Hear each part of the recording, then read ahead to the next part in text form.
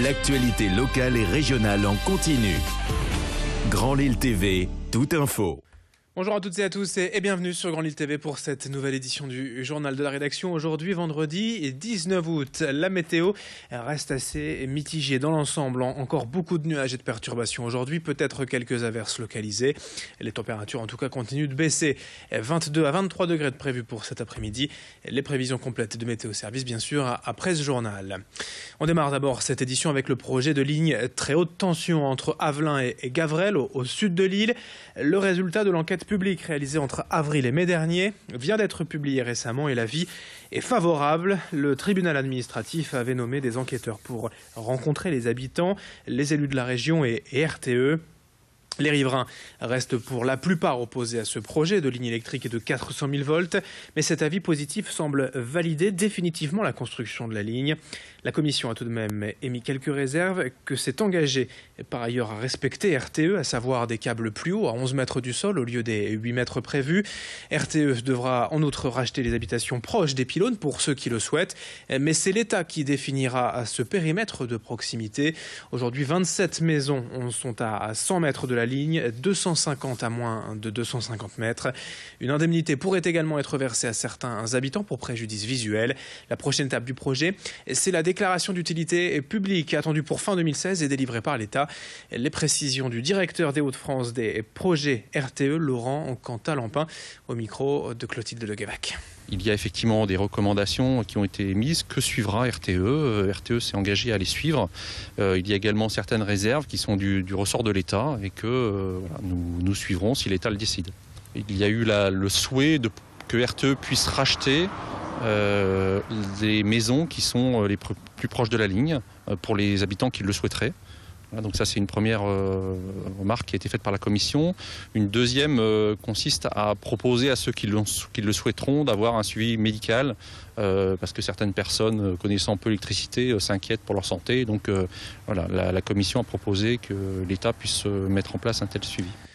Dans moins de 2 semaines, le jeudi 1er septembre, la rentrée scolaire occupera tous les esprits. Mais avant cela, il faut bien faire les courses de fournitures scolaires. Et pour les familles nombreuses les plus défavorisées, c'est un budget conséquent, parfois difficile à assumer. Depuis l'an dernier, l'épicerie solidaire gérée par l'association Mon Panier Gourmand à Faches-du-Mesnil propose donc un rayon entier dédié au matériel scolaire. On y trouve des ramettes de papier, des stylos, des cartables, des produits de marque issus de dons ou de partenaires privés. Et les prix défient toute concurrence.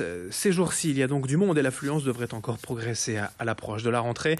Explication au micro d'Idil Gunaï. Nous, on revend la marchandise entre à moins 70% d'un magasin classique, des prix d'un magasin classique. Il n'y a pas de limite, il n'y a pas de quota, les gens se servent comme dans un magasin classique et passent en caisse et la réduction est faite automatiquement. Depuis l'existence de l'association, les gens nous le demandent tous les ans. C'est une vente qui est attendue. Il y a aussi des étudiants, il y a même qui continuent leurs études en master. Il y a beaucoup d'étudiants comme des petits qui rentrent à l'école et il y en a pour tout âge. Dans le reste de cette édition, à présent, une idée de sortie aussi en ce vendredi, veille de week-end.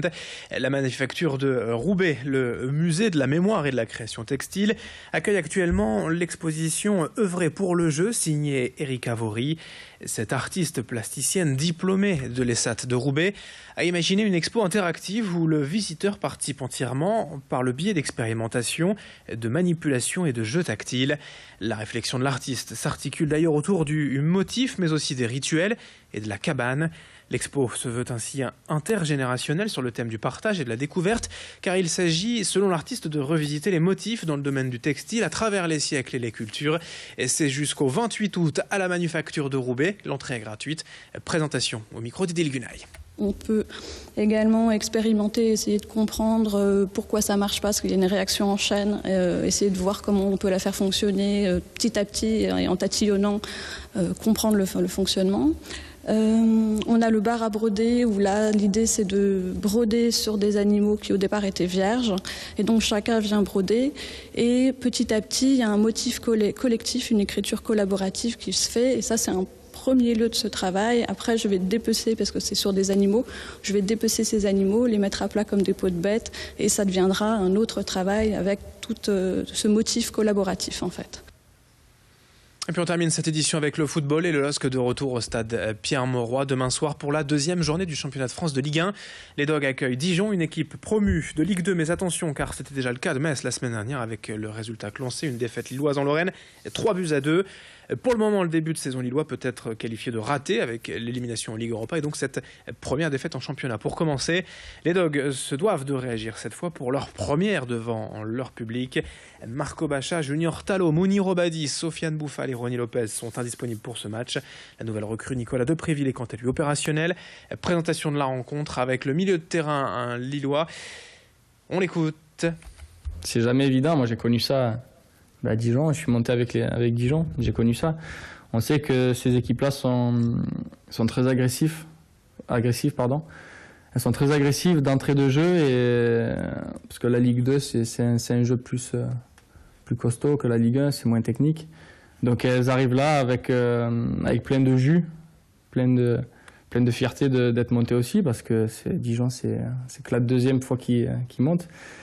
Et surtout qu'ils ont recruté des joueurs d'expérience. Normalement, on devrait être au-dessus de cette équipe. Maintenant, à nous de le prouver et de le démontrer samedi. Et c'est la fin de ce journal. Tout de suite, à suivre vos prévisions météo sur Grand Lille TV.